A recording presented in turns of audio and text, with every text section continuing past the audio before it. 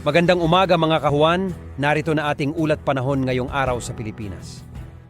Patuloy pa rin ang mga paulan sa malaking bahagi ng bansa dahil pa rin sa iba't ibang weather systems. Dito sa may extreme northern Luzon, meron pa rin shear line o yung linya kung saan nagtatagpo ang malamig na amihan at mainit na easterlies. Itong easterlies o yung hangin galing sa silangan, nagpapaulan din po in some areas of Luzon and Visayas, habang dito sa parting Mindanao, merong Intertropical Convergence Zone or ITCZ na siya nagpapaulan. Ito naman yung linya kung saan nagtatagpo ang easterlies at ang hangin galing dito sa may southern hemisphere.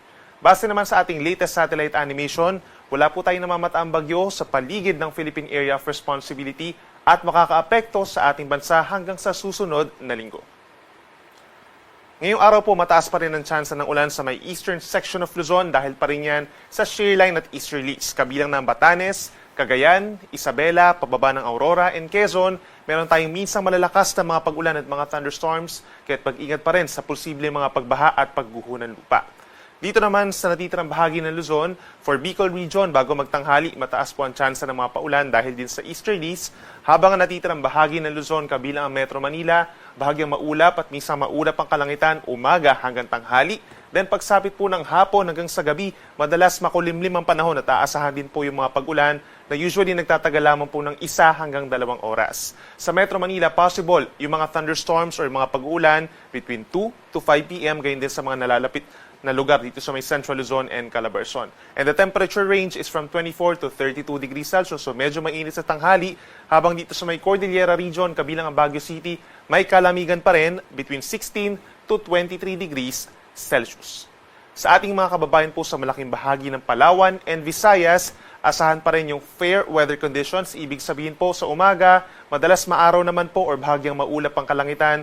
But then pagsapit ng hapon hanggang sa gabi, may mga times pa rin na magiging maulap at may chance rin ng mga pag-ulan na pulo-pulo lamang or yung mga saglit na mga thunderstorms, lalo na sa may Panay and Negros Islands. Sa malaking bahagi ng Visayas, kabilang ang Metro Cebu, possible ang temperature sa tanghali between 31 to 32 degrees Celsius. At sa ating mga kababayan po sa Mindanao, dahil sa Intertropical Convergence Zone o yung tagpuan ng mga hangin, asahan ng mataas na tsansa ng ulan sa may southern portions, kabilang na ang Davao Region, Sarangani, magi dito sa may Surigao del Sur and Zamboanga Peninsula, asahan po ang mataas na tsansa ng mga paulan at minsan malalakas po ito, kaya't mag-ingat din sa mga baha at landslides at lagi tumutok sa ating mga advisories. Some areas of Mindanao, bago magtanghali, mataas din ang tsansa ng ulan, kabilang na ang Basilan, some areas dito sa may Lanao Provinces, Maguindanao Provinces, Misamis Occidental at natitirang bahagi pa ng Soc-Sargen, may mga pag-ulan na po na minsan malalakas, and the rest of Mindanao is partly cloudy to cloudy skies for today, kasi ang sasamahan pa rin ng mga pulupulong mga paulan, pagsapit po ng hapon at gabi, kaya make sure po na meron pa rin dalang payong. Temperature naman natin dito sa Zamboanga City and Metro Davao, posibleng umabot hanggang 32 degrees Celsius pagsapit ng tanghali. Sa ngayon po, wala tayong nakataas na gale warning or banta sa matataas sa mga pag-alon dahil mahina po ang northeast monsoon. Medyo maalon lamang dito sa may extreme northern Luzon hanggang 2.8 meters, and then eventually po bukas, mas hihina yung mga pag-alon natin sa malaking baybayin po ng ating bansa. Then pagsapit naman ng Monday hanggang sa kalagitnaan ng susunod na linggo, aasahan naman yung mga pag-alon dito sa may northern Luzon dahil sa pagpabalik ng northeast monsoon or hanging amihan doon. At para naman sa ating 4-day weather forecast, by Sunday, asahan pa rin yung halos katulad na weather conditions as today. Naiiral pa rin yung shear line dito sa may norte, kaya mataas pa rin ang tsansa ng ulan sa may Batanes, Cagayan, Isabela, Apayao at yung mga nearby areas pa dito sa may northern and central Luzon. So make sure pa rin na meron dalang payong.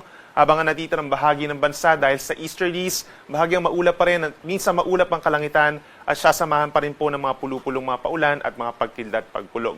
Then pagsapit naman po ng Monday hanggang sa kalagitnaan ng susunod na linggo, February 17 hanggang 19, lalakas po muli yung amihan hanggang dito sa may Central Luzon. So may mga areas na magkakaroon ng mga makulimlim na panahon at mga light to moderate rains, kabilang na dyan ang Cagayan Valley, Cordillera Administrative Region, at lalawigan ng Aurora, and possibly pagsapit po ng Wednesday and Thursday, maulan na rin po sa may Quezon and Camarines Provinces. Kahit mag-ingat din po sa banta ng baha at landslides, the rest of northern and central Luzon, may mga isolated light rains lamang and partly cloudy to cloudy skies. The rest of Luzon plus some areas in Visayas and northern portion of Mindanao, mananatiling bahagyang maulap at minsan maulap ang kalangitan hanggang sa kalagitnaan ng susunod na linggo. At pagsapit naman dito sa may parting Mindanao, sa may eastern Visayas, Caraga, Davao Region, and some parts pa of Socsagen and Bangsamoro Region, mataas po ang tsansa ng ulan Monday hanggang Wednesday. Make sure po na meron dalang payong. Ito po ay epekto ng easterlies na rin plus the intertropical convergence zone at mag-ingat pa rin sa banta ng baha at pagbuho ng lupa.